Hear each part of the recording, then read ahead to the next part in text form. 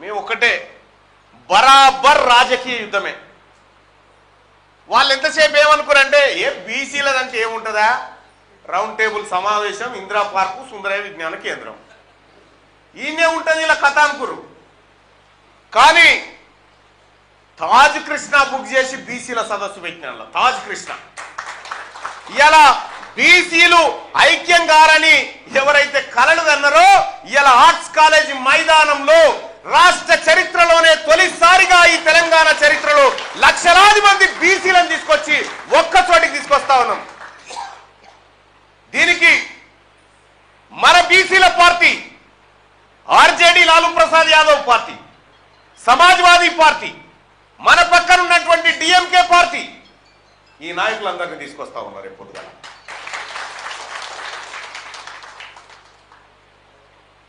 ఎట్లా చేస్తారు? ఎన్ని బస్సులు పెడుతురు బీసీల కనుగా? బస్సులు ఎక్కడరా నాయన, హెలికాప్టర్ బుక్ చేసినాం. హెలికాప్టర్ బుక్ చేసి తీసుకొస్తున్నాం మన నాయకులని.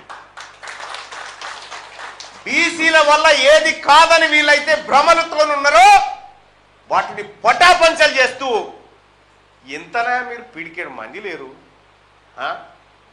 పిడికేడు మంది ఈ బీసీ వాళ్ళని ఓట్లు లేకుండా వార్డు మెంబర్ అని అవుతారా? పోనీ రాష్ట్రంలో ముఖ్యమంత్రులు ఇచ్చాడు వార్డు మెంబర్ కూడా కాలేరు మీరు.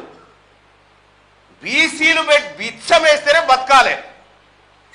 ఇవాళ మీరు రాసి పెట్టుకోండి, నా విద్యుత్ ఉద్యోగ బీసీ సోదరులారా, మీరు రాసి పెట్టుకోండి, 28లో 2028లో బీసీ ముఖ్యమంత్రి కుర్చీ మీద కూర్చొని తీర్తాడు.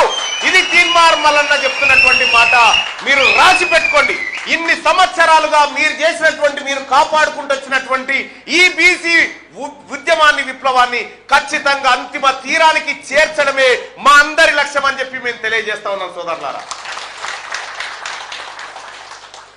ఈడ వరంగల్ కాడ మేము మైదానంలో తిరుగుతున్నాం. పొద్దుటి పూటనే తిరుగుతూ ఉంటే ఆయనతో మన బీసీలంతా ఆంధ్ర గ్రౌండ్ అంతా ఖాళీ అయిపోయి ఒక దగ్గరకు వచ్చి, అన్న మన సభ పోస్టర్ ఇక్కడ ఆంధ్ర ఆవిష్కరిస్తుంటే ఒక ఆయన వచ్చిండు, పాపం ఒక రెడ్డి ఆయన వచ్చిండు. ఆయన వచ్చి పాపం ఎంత డేర్గా చూడ్రి, ఏది వీళ్ళందరి ముంగట డిమాండ్లు ఏంటి మీ అన్నాడు. ఏం పేరు రెడ్డి గారని నేను అన్న అప్పుడే. అంటే ఓ రెడ్డి చెప్పాను.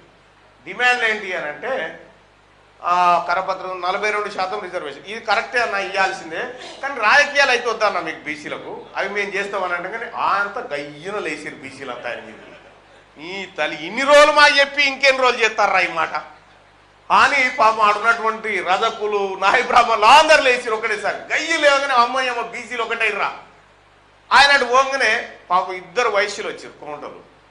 అన్న మమ్మల్ని మీద అంటే చేర్చుకోరాదు రేపు బీసీలల్లా అని వచ్చారు. మనది పెద్దది గుండె రరి, మేము ఏ పేదవాడు వచ్చినా కూడా అక్కున చేసుకొని అన్నం పెట్టేటువంటి గుండెలు మన బీసీ గుండెలు. అటువంటిది ఇలా మీరు కూడా అన్యాయం అవుతారు. ఈ విద్యుత్ ఉద్యోగులలో ఉన్నటువంటి బ్రాహ్మణ వైశ్య సోదరులకు కూడా చెప్తా ఉన్నా, మీరు అలా సోపతి పోతే ఖరాబ్ అవుతారు. వస్తే మా బీసీ నాయకత్వం సోపతి రర్రి, మీకు దక్కాల్సిన వాటా దక్కుతుంది, మీ హక్కుల కోసం మేము మాట్లాడతాం. కాబట్టి సోదరులారా, తీన్మార్ మల్లన్న ఎందుకు చేస్తూ ఉండు పోరాటం? ఒక ఆయన మంత్రి పదవి గురించి ఉంటాడు. నేను తాజ్ కృష్ణలో ఇగో తట్టడంత మంది నిలబెట్టి, వద్దురా ఇంట్లో పీనిగల మంత్రి పదవి నాకు వద్దురా బాయ్ అని చెప్పి ముఖం ముంగట చెప్పి వచ్చిన. ఇక తీన్మార్ మల్లన్న మరి దేనికోసం పోరాటం అంటే, ఒక్కటే నా సూత్రం, మనిషికి ఒకటే జన్మ ఉంటుంది. పోయిన జన్మలు ఎవరన్నా రాయిడా? ఎవరు లేరుగా, ఇవ్వలు ఎరక కాదన్నా, మనకు తెలియదు. ఉన్న ఒక్క జన్మలోనే ఈ ప్రజల కోసం ఏదైనా చేసే చచ్చిపోవాలి, కానీ ఉత్తగా చచ్చిపోవడానికి వీల్లేదు. అందుకోసం దిగినా నేను. ఈయన బీసీ ప్రజల కోసం ఏదైనా చేసిన తర్వాతనే చనిపోతా తప్ప ఉత్తగా చనిపోనని రంగంలోకి దిగినాం. కాబట్టే ఇలా ఇంత నిజాయితీగా ప్రజల ముందు కొట్లాడుతూ ఉన్నాం. ఎస్, తీన్మార్ మల్లన్న ఒకటే డిసైడ్ అయ్యాడు, నేను 4 సంవత్సరాల్లో బీసీ రాజ్యం తెస్తా సోదరులారా. 4 సంవత్సరాలు, 40 కాదు, 4 సంవత్సరాల్లో బీసీ రాజ్యం తీసుకువచ్చి మీ కాళ్ళ దగ్గర పెట్టకపోతే నా పేరు తీన్మార్ మల్లన్న కాదు. మీరు చూడండి. ఎందుకు చెప్తా ఉన్నంటే సోదరులారా, ఒక అధికారం వస్తే ఇవాళ మీరు చెప్పిన డిమాండ్లు చూస్తూ ఉంటే డైరెక్టర్లకు నోటిఫికేషన్ ఇచ్చి ఇంకా భర్తీ చేయలేదు, ప్రమోషన్లు లేవు, అడుగా ప్రమోషన్లు అంటున్నారు. ఇన్ని సమస్యలన్నీ ఉంటాయా?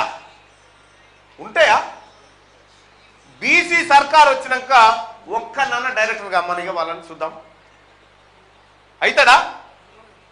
ఒక్కరిని కూడా కానీయం. ఎందుకు చెప్తున్నామంటే నా ఉద్యోగస్తులను, నా సోదరులను రాసి రంపాన పెట్టి వాళ్ళని డైరెక్టర్ స్థాయికి పోకుండా అడ్డుకున్నటువంటి వ్యవస్థ పైన పోరాటం చేస్తా ఉన్నాం ఇవాళ.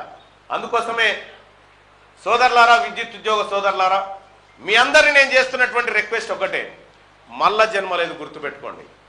మల్ల జన్మ లేదు. నేను పదే చెప్పిన, ఒక ఎమ్మెల్సీ అయితేనో, ఒక ఎమ్మెల్యే అయితేనో, ఇంకోటి అయితేనో ఏముంటుందన్నా, పెద్ద లెవెల్. ఇవాళ రేపు కార్పొరేటరే చేతులు ఉండడు. కానీ నేను 1000 సార్లు చెప్పిన, ప్రజలారా నేను మీ జీతగాన్ని అని చెప్పిన.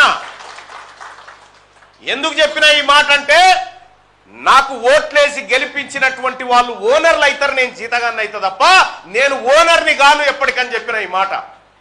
రేపటి ఉద్యమంలో కూడా, రేపటి తెలంగాణ మరో బీసీ ఉద్యమంలో కూడా, రేపు బీసీల ఉద్యమం ఏదైతే జరుగుతుందో అక్కడ కూడా తీన్మార్ మల్లన్న జీతగాడే తప్ప ఓనర్ ఎట్టి పరిస్థితిలో గాడు. ఇలా చాలా మంది చెప్తా ఉన్నారు, చాలా మందికి ఇలా వరంగల్లో పాపం రెడ్లకైతే ఇలా ఏం పరేషాన్ రా, ఇదేమో దుకాణం పెట్టింది ఈడ, ఆ సుందర్రాజుకి ఏం పని లేదు, ఆ మల్లన్నకి ఏం పని లేదు, వీళ్ళందరికీ ఏం పని లేదు, ఈ నాయకులందరికీ బీసీ అని. ఏ గోడ చూసినా బీసీ పోస్టర్ ఉంది, ఏ గోడ చూసినా